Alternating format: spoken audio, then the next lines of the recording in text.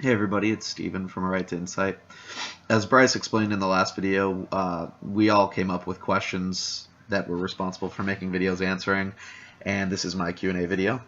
I'll say in the beginning, there's going to be similarities between Bryce's answers and mine. We spent a lot of time together, and we're always exchanging ideas and shit. So through that exchange, we've both managed to influence each other a bit. So we definitely have similar answers, but we also have pretty different answers in some situations. So and our delivery is going to be the same. So there's going to probably be plenty of variety between his video and mine. Anyway, I'll jump right into it. The first question is, what do you think about respect? To me, I'll treat any random person that I'm first meeting with a default amount of respect. I don't think anybody inherently deserves any great amount of respect. Some people think that the position that you occupy in life means that you deserve some more respect than your average person, like the military is one of those things. I don't believe that. I think everybody deserves a default amount of respect at first, and if they earn more, then you give them more. If they lose some, then you give them less, and that's how I treat everybody.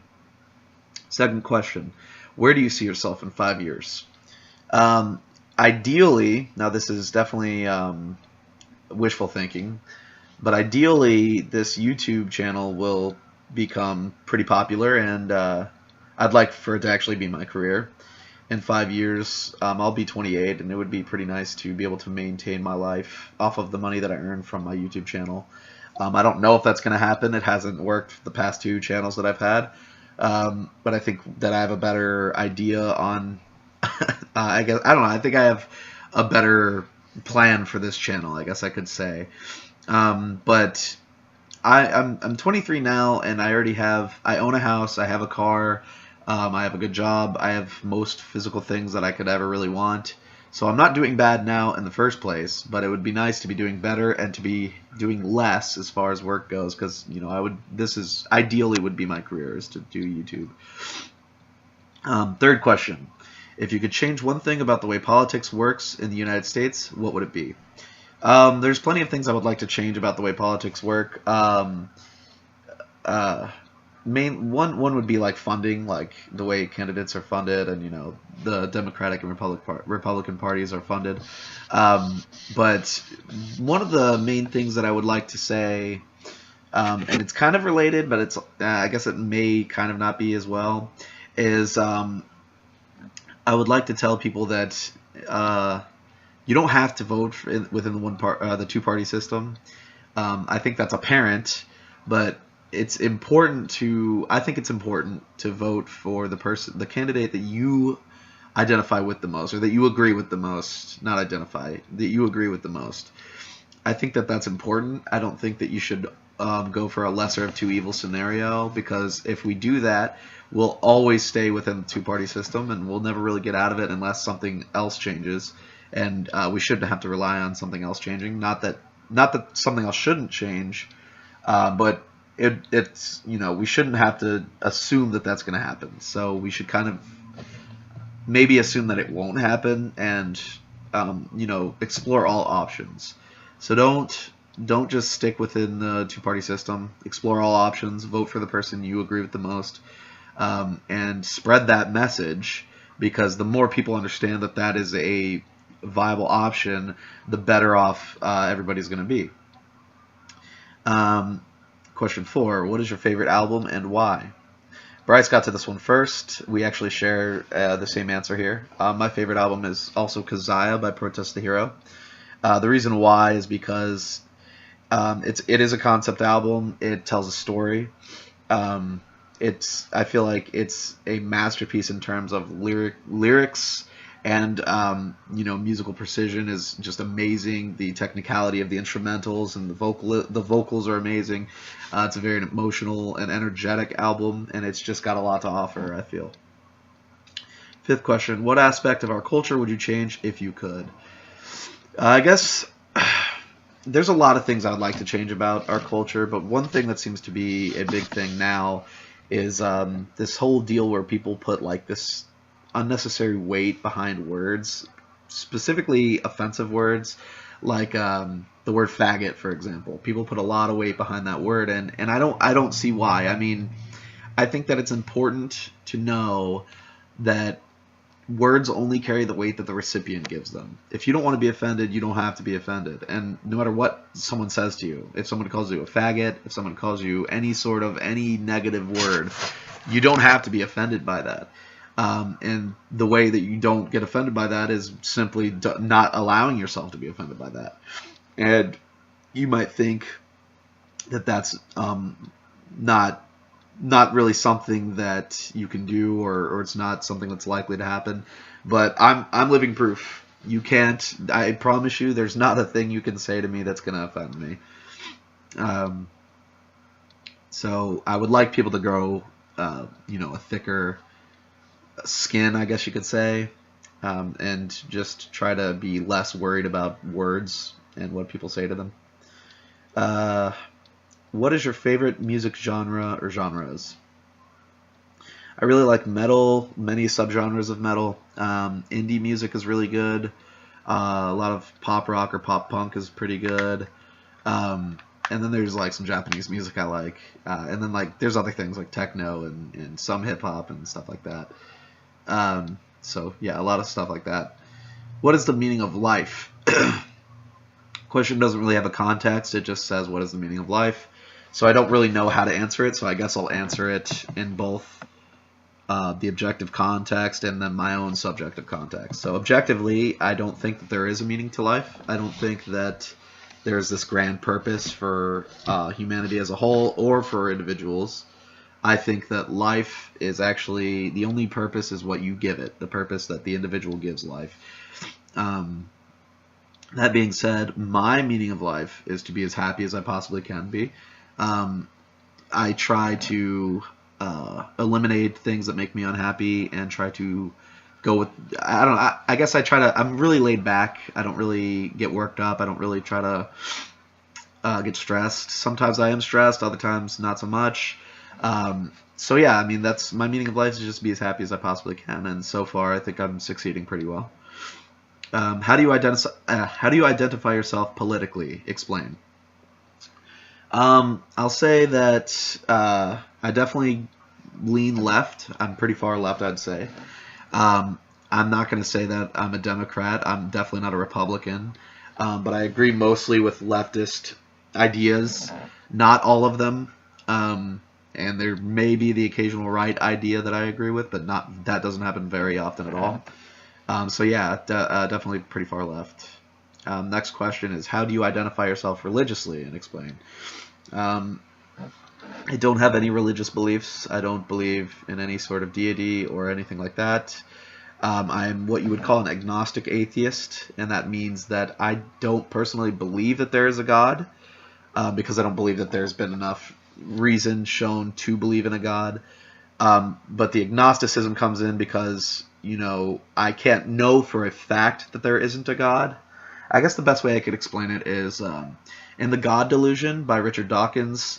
He talks about a 7-point scale, and where basically 1 means you're 100% certain that there is a God, 7 means you're 100% certain there is not a God.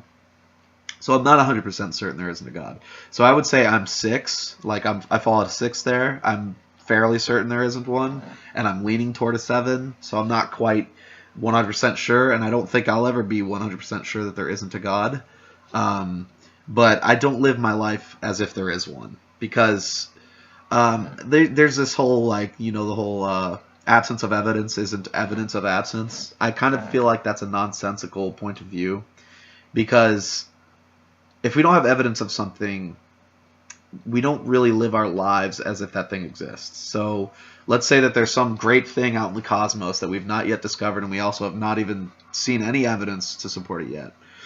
We don't act as if that thing exists, or as if there's a possibility that that thing exists, because there's no reason to.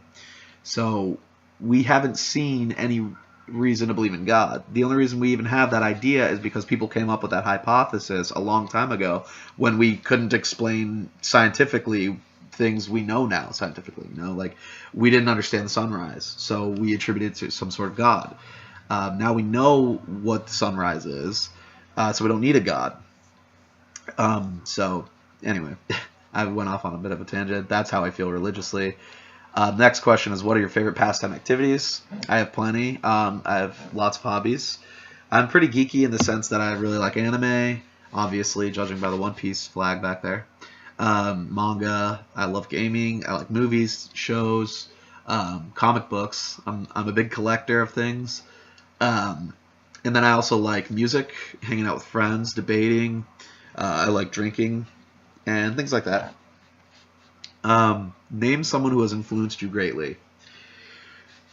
Okay, when I was in high school, I guess I could say that I always kind of had common sense, but I never really cared much about like learning or the pursuit of knowledge. And so when I was in high school, those things didn't really matter to me. And it wasn't until a couple years after I graduated high school that I really kind of started looking into YouTube and like videos on here. And the one person who influenced me to really start learning was actually TJ Kirk, who goes by The Amazing Atheist on YouTube. And I'm not fanboying here. That's a true story. It has nothing to do with his following or like, I don't worship him. I don't even agree with him on everything he says. Although I do agree with him on many things he says.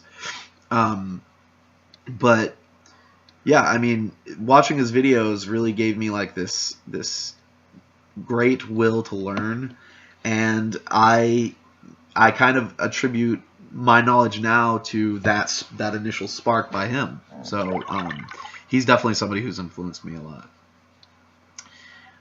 Is reality objective or subjective? And explain. Years ago, I would have said definitely objective, and undoubtedly that there is one reality, and it's this one, and that just because you may see it differently or experience differently or whatever doesn't actually alter what is real and what is true.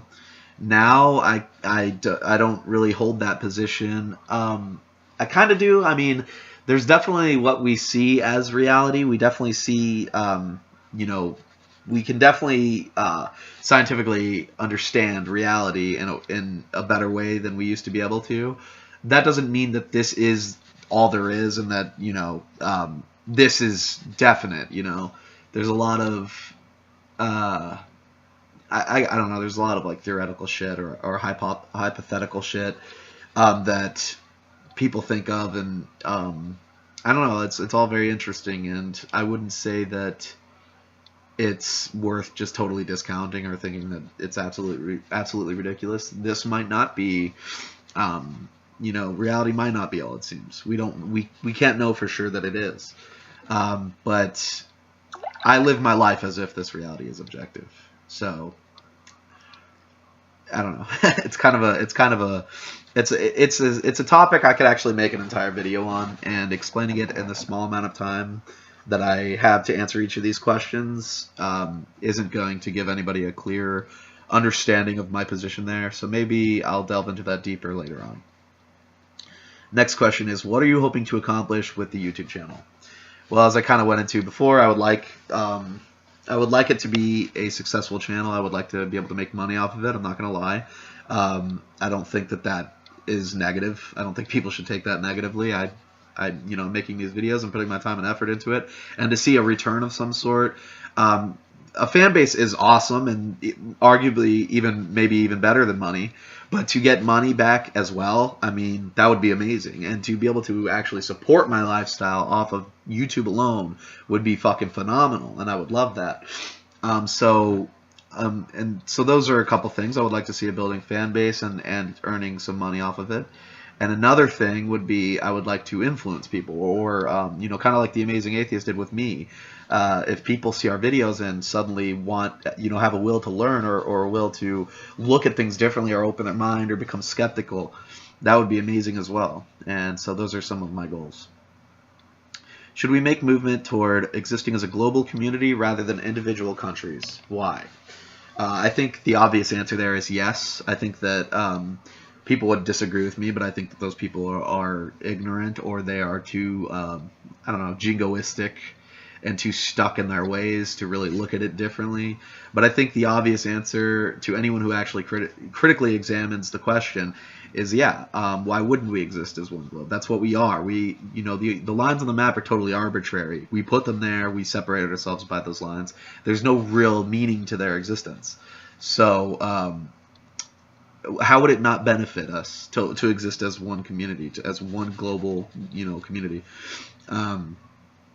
We would be able to pull all of our resources, and we would have a lot more use of them. There wouldn't be country to country debts, and it would just, you know, there would be there probably would still be war, I'm sure, but it would be different. The format of the war would be totally different, and you know, things would just be I think a lot easier, especially if we strive to it and then build upon it once it happens.